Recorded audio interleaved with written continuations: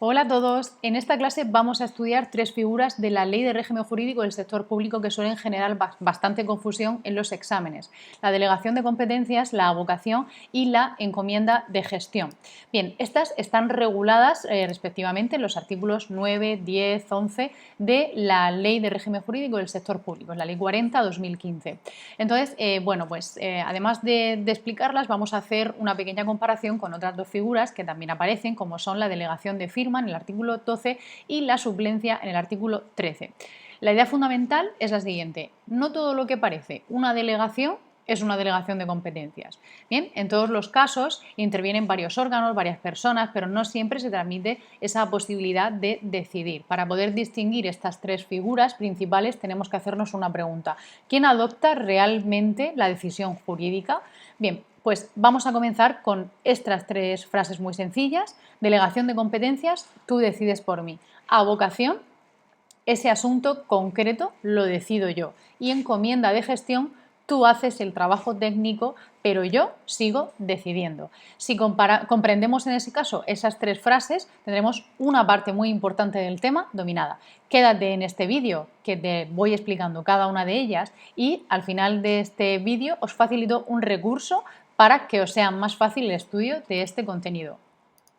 Bien, chicos, antes de explicar cada figura, tenemos que recordar una idea general, y es que el artículo 8 de la Ley de Régimen Jurídico del Sector Público, va a establecer que la competencia es irrenunciable, ¿vale? Eso significa que un órgano administrativo no puede abandonar libremente las competencias que tiene atribuidas, ¿vale? Es decir, por ejemplo, un director general no puede decidir: esta competencia ya no me interesa y no quiero ejercerla nunca más, ¿no? Eso no puede hacerse. Entonces, las competencias tienen que ejercerse por el órgano que las tiene atribuidas como propias, salvo que la ley permita aplicar alguna técnica, como son estas: la delegación, la avocación, la encomienda de gestión, la delegación de firma y la suplencia, ¿no?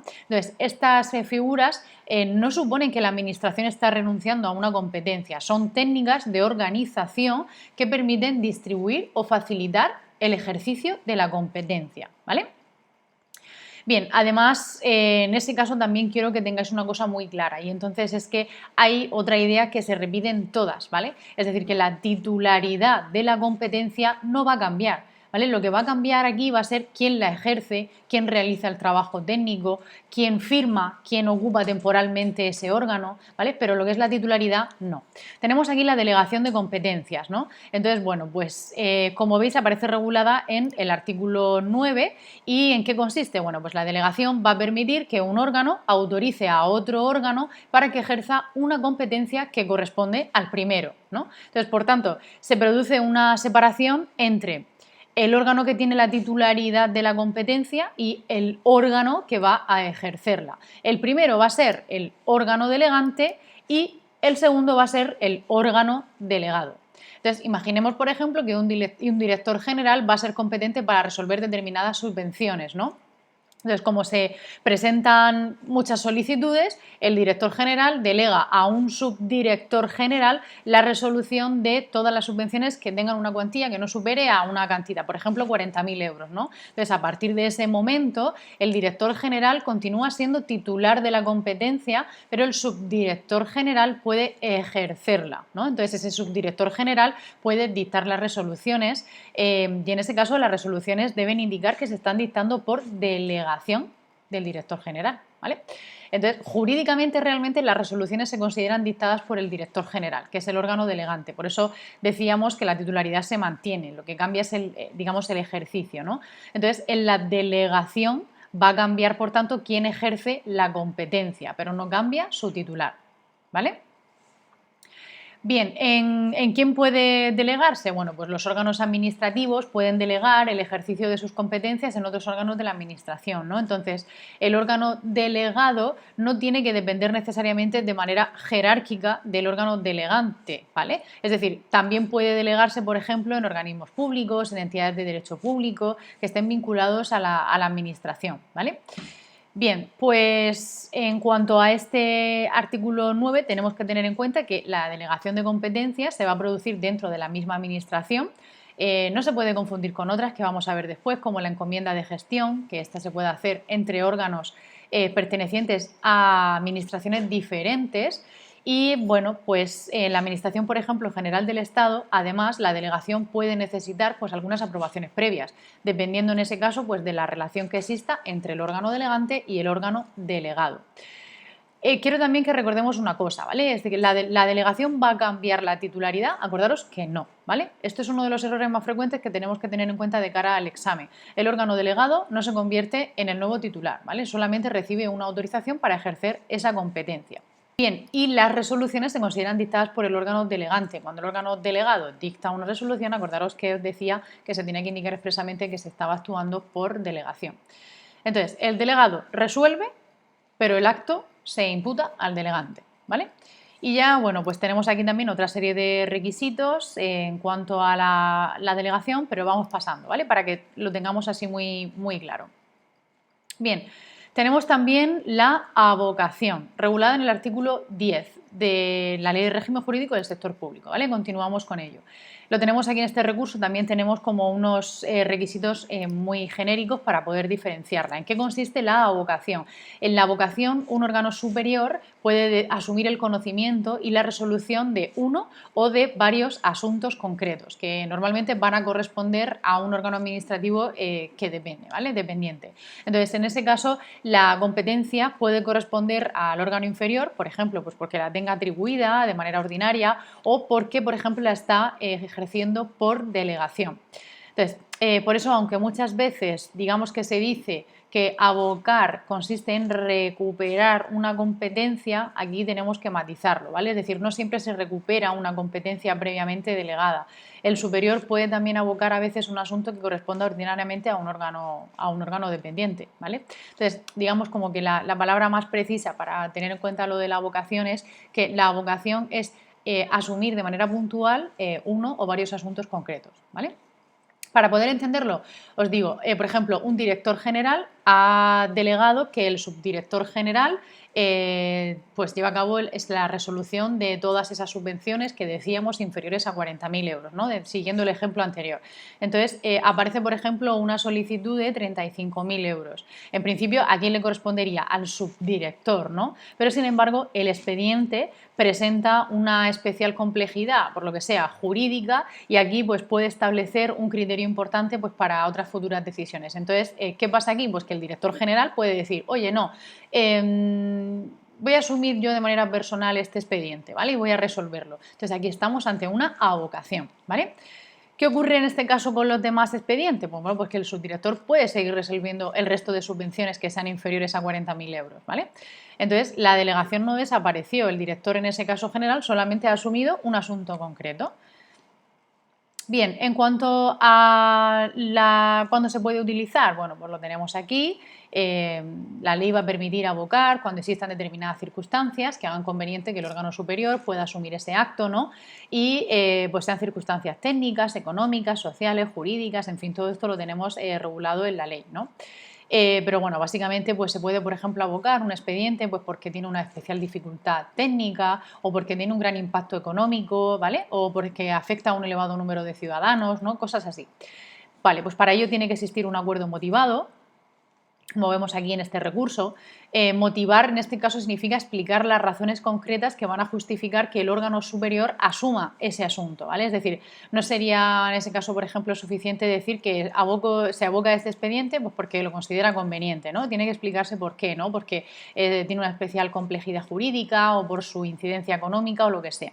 Se tiene que notificar, por tanto, a los interesados, en ese caso lo de que se está llevando a cabo el acuerdo de avocación, y ya está. Y luego esta notificación, pues sí que bueno, se tiene que hacer, digamos, en unos requisitos, ¿vale? Es decir, antes de dictar esa resolución final o al mismo tiempo que se está notificando esa resolución final y demás, ¿vale? ¿Se puede recurrir el acuerdo de avocación? No cabe recurso independientemente o sea, no cabe recurso con ese acuerdo, ¿vale? De avocación. Sin embargo, la avocación puede también discutirse al recurrir esa resolución final del procedimiento, ¿vale?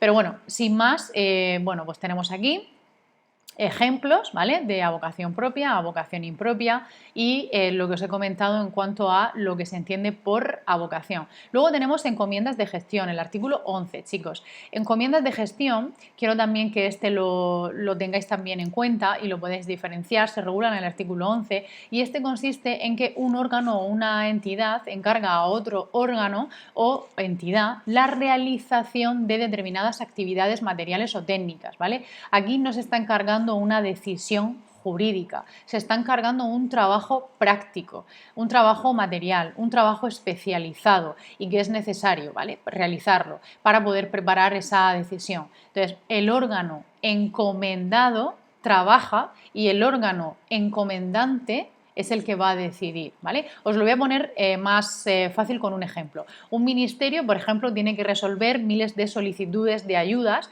y antes de resolverlas es necesario, por ejemplo, digitalizar documentos, comprobar facturas, no sé, realizar determinados cálculos, cruzar algunos datos con otras bases de datos o elaborar algunos informes técnicos. Entonces, en este caso, el ministerio no dispone de los medios informáticos adecuados y lo que está haciendo en ese caso, pues por este motivo va a encomendar esas actividades a un organismo público especializado y ese órgano es el que va a llevar a cabo esa comprobación de los documentos, validar las facturas y demás.